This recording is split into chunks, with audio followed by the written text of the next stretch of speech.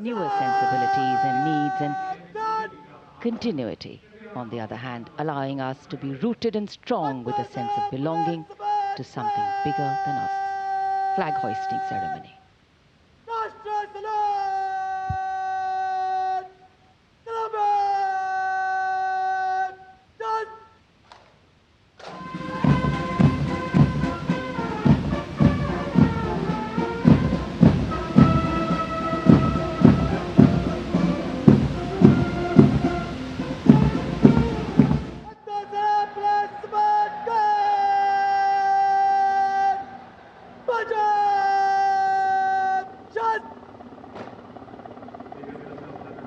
उन्यासीवां स्वाधीनता दिवस समारोह, भारत का तिरंगा शान से लहरा रहा है और तिरंगे के लहराते ही आसमान की ओर निगाहें जाती हैं।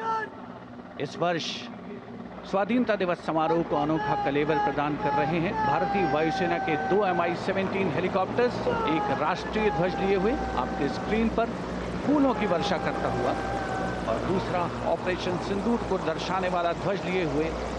इन हेलीकॉप्टर्स की कमान संभाल रहे हैं विंग कमांडर विनय पूनिया और विंग कमांडर आदित्य जायसवाल।